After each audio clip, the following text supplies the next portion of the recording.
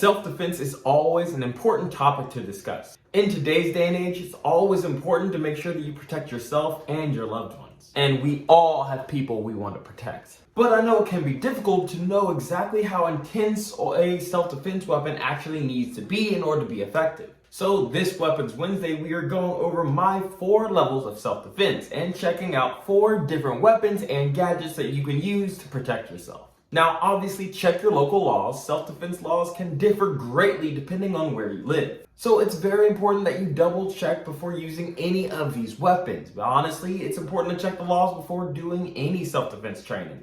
But stay tuned because I want to know what you think would be the absolute best self-defense weapon in your area, but in the community poll. So go and vote. But before we get started, if you could like this video and subscribe to the channel, that would be awesome.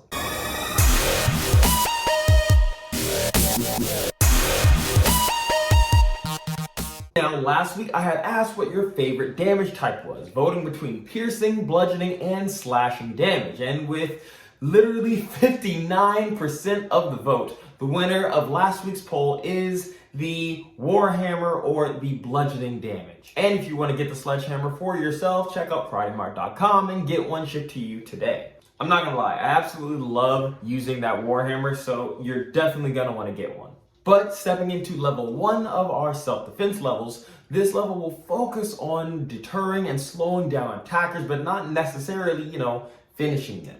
It's great for anyone with limited training or physical ability, and anyone that really just doesn't feel comfortable with putting down their opponent for, permanently. Which, honestly, I can't say I blame you. Legally, that's typically a much better area to be than just, finishing your attacker, but that can depend on your laws. There are many examples of weapons in this category, but pepper spray is a great example of something that would fit. Pepper spray, as it is today, dates back to the 1960s. Honestly, I really did think it was much older than that before researching this video, but we all learned something new. Now, to be fair, using peppers as a weapon goes all the way back to ancient China and India.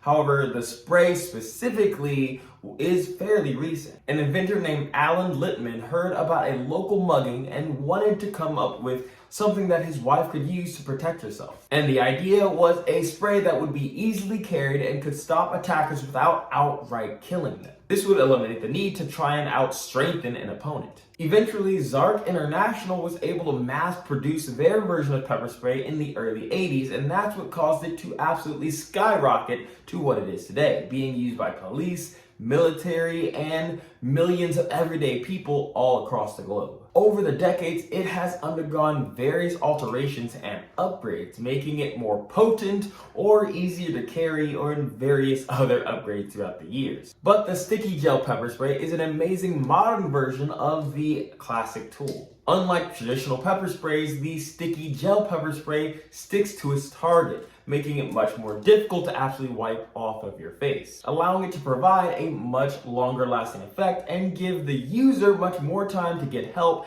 or escape to safety. The gel also fixes one of my personal main issues with pepper spray in general. The spray typically has a very low accuracy and can be affected by wind and other atmospheric conditions to the point where it can actually harm the person using it. And I absolutely hate weapons that harm the person using it. Like, it's always been my biggest concern when talking with my sister about whether or not she should carry pepper spray. However, this fixes that issue completely. The gel comes out in a 12-foot long stream that only affects those that come in direct contact with the gel, and with the stream having a much better accuracy than traditional pepper spray does, that makes it much better for both indoor and outdoor uses. And it would keep you from harming yourself or anyone else in the area that you don't intend to hit. And allowing you to be effective from 12 feet away is a positive for any self-defense weapon, and just the fact that it keeps you safe from the blowback is a win in my book. It's also quite potent. The formula is actually used and graded for police strength, being specifically 1 MC for those of you that are interested. But in layman's terms, it means that it hurts a lot and for a very long time. Being able to incapacitate an attacker for up to 45 minutes. That has got to be the most terrible 45 minutes of their life. but that gives you plenty of time for any police to arrive and assist you. The UV identifying dye it also has built in will help the law enforcement identify your attacker if they decided to run away. It leaves an orange stain on the skin that will be an absolute dead giveaway to any law enforcement looking for the suspect. And you really don't need to worry about it going off when you don't want it to. The flip top design acts as both a safety that keeps it from being accidentally triggered, and at the same time it doesn't slow you down when you need to actually use the device. It's actually really cool that you can quickly use it, but it won't accidentally be used.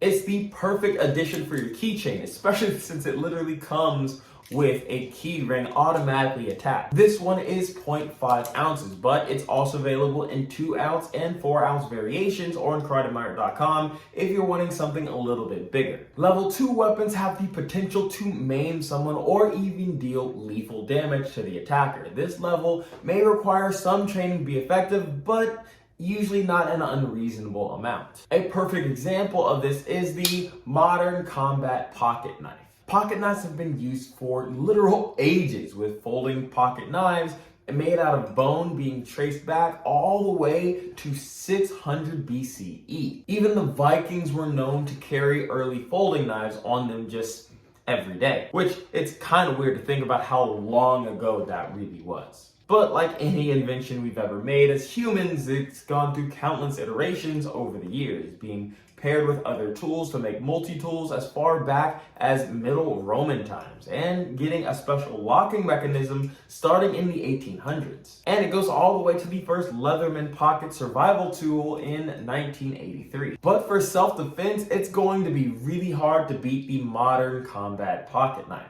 The knife itself feels amazing when you're holding it. The ergonomic grip with the rise on the handle just feels so perfect in your hand. And it assures me that the knife isn't going anywhere when I'm using it. It's not sliding around at all. The knife is also designed to be entirely used in one hand by itself, coming with an access lock that allows you to open it and close it without needing a second hand at all. The ball bearing pivot allows it to open and close incredibly smoothly. And the double thumb studs on both sides allow whether you're lefty or righty, you can use this knife with no issue regardless. And honestly, hey, maybe you're ambidextrous and need one for both hands. Either way, you'll be able to completely operate this knife with either hand quite effectively. And it also comes with a very sharp clip point blade. And for those that don't know, clip points are distinguished by having the front of the blade appear clipped off in appearance. The clip point allows quicker and deeper punctures with any stabbing motion. It's also going to have a much faster withdrawal speed when compared to other knives like a drop point design. And with this 5-inch blade being made of 3CR stainless steel and rocking a satin finish, it will last for quite a long time, being especially resistant to corrosion, allowing you to carry this knife for quite a while without needing to replace it or worry too much about any complex cleaning regimen. Plus, folding down from 11 inches to 6 inches makes it really easy to carry in your pocket. And the pocket clip allows you to easily retrieve it from your pocket anytime you need it or just want to show off, which you're absolutely going to want to do because this knife is beautiful. I'm a huge fan of the black nylon fiber scales covering the steel handle frame, giving it a really cool honeycomb texture and feel to it. And of course, just like almost all the other weapons on this list, check out KarateMart.com to get you one. But going to the third level of our self-defense, this consists of weapons that not only work, but work with just a little bit of style. These weapons will probably need a little bit more training than level 2 weapons, but we all know it's absolutely worth it. Well, at least I hope I'm not the only one that thinks it's worth it. A prime example of a weapon that fits into this category is the red Blade OTF Karambit. OTF knives, or out the front knives, are known by many names, from springers, switchblades, ejector knives, and even spring knives. They are knives that automatically eject the blade out the front of the handle in less than 3/4 of a second. Now, I know I said to always check your local laws, but for this that doubles. These blades are famous in part by their legal gray status in both the United States and the world at large. Now, currently there are many states that sell them no problem, but the reason for them being made illegal in the first place is actually kind of funny. Well, the reason that they were made illegal in the United States, I can't speak for every country out there. Officially, it's banned due to the Federal Switchblade Act of 1958, stating that no switchblade shall be made, bought, or sold to the threat of $2,000 in fines and up to 5 years in prison, with it switching to a state law in the late 80s. So now states can choose whether or not they want to allow their citizens to have or not have this type of weapon. But that's absolutely crazy because $2,000 in 1958 is the equivalent of $21,300 in today's money in 2023. Like, that's absolutely wild when you think about it. Now, obviously, these knives can be fatal and dangerous, but so can every knife. The thing that really makes these knives different comes down to the simple public opinion. Due to popular movies of the time, switchblades became associated with mobsters, thugs, and just general bad guys, significantly scaring the general public. But to address this issue that rose in the early 50s, they created a ban that came into effect before the decade was even over. Now, however, many states, like the ones you see in this picture, allow switchblades and allow to sell, use, and carry a switchblade, which means that I could talk about this one in this video. The red Blade OTF Karambit is one of my favorite knives I own. It's currently my new casual carry knife. That's how much I absolutely love this thing. It has a steel handle with a rubberized grip and is really comfortable in your hand when holding it. And the edges are nice and round, so not only is it nice in your hand, but if it's in your pocket, it's not gonna poke you or annoy you in any way. Which is good because it comes with a pocket clip for easy retrieval. And if you didn't want to use your pocket to hold the knife, that's okay. They got you covered. The black nylon sheath it comes with is quite strong and great at keeping it safe from the environment. And since it comes with a security buckle and a belt loop, it will be perfectly safe attached to your hip. But my favorite part about this thing is the blade design. It's forged from D2 steel, a tool steel known for being quite resistant and durable. And with how often I end up using knives at work, that's really gonna be super necessary for me.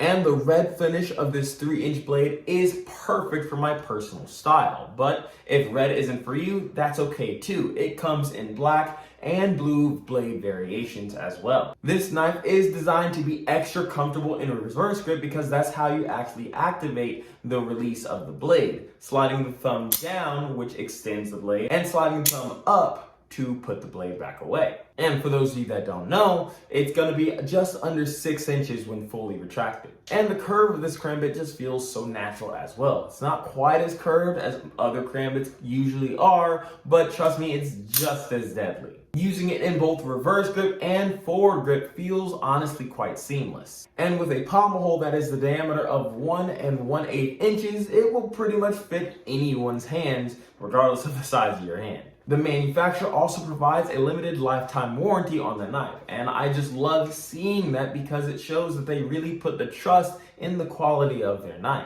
Unlike all the other weapons today that you can find on KarateMart.com, this one actually is only going to be found on Combative.com. Don't worry though, I have the link still down in the description of this video. The last level is for a special breed, a overkill breed. Those of us who don't sleep next to a baseball bat, but sleep next to a katana and only dream of using it. Ooh, I really hope I'm not the only one in this category, but this is going to be the 4th level of self-defense.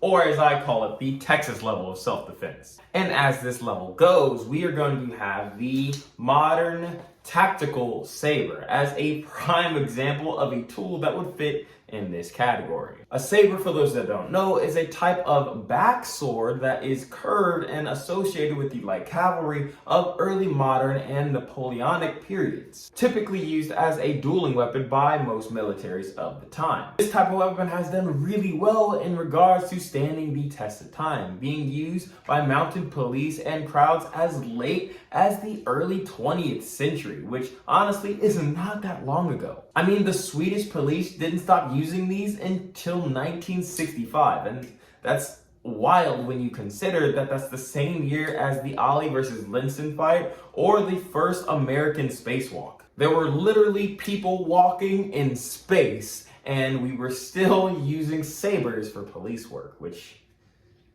is wild. So there's absolutely a precedent for sabers in the modern era, so it's only right that we talk about the amazing 28-inch beauty that is the Modern Tactical Saber that is now one of the honestly coolest things I own. It comes with a black genuine leather sheath that holds and protects this amazing weapon. And the rugged thermoplastic rubber handle has a very ergonomic shape and a very heavy texture to it that is both comfortable and helps you have good control without worrying about it slipping and sliding around. The full tang 12.5-inch blade is made from 7 CR13 stainless steel. This steel in particular makes the blade relatively easy to sharpen and maintain when compared to other steels. And a weapon that's easy to maintain and sharpen is always a good thing, especially because this is going for sure in my Apocalypse arsenal, so there's that. But also, for those that don't know, full tang just means that the metal from the blade extends all the way throughout the handle of the weapon, just like you see in this diagram here. The blade also rocks fuller and venting holes for an aesthetic look that I personally just really like. I think it really brings it all together. Weighing in at about 1 pound 12 ounces, it just feels right when holding in your hand and practicing with it. And testing this bad boy was an absolute blast. You could tell this thing is literally designed for cutting and slicing things like a pro. And so, just like all the other weapons, you can check this one out, links down in the description, or just go to KarateMart.com and get one today, because you're gonna enjoy cutting stuff with it. I promise you that. So like I said earlier in the video, it would be awesome if you could tell me which of these self-defense weapons is perfect for you. And I left a poll for you guys in the community tab on the channel. And I know that Kyle left some pretty big shoes to fill, but I really love getting the great comments from you guys and reading your suggestions. Honestly, getting to know some of you guys in the comments has been a blast. So I would love to continue some of our conversations down in the comments of this video. And of course, it would really help if you liked this video if you enjoyed it. And if you didn't like it, dislike the video. A rating is helpful because it'll help me know what you guys like. But thank you guys so much for watching. My name's DJ, the Modern Ninja, and I'll see you Weapons Wednesday.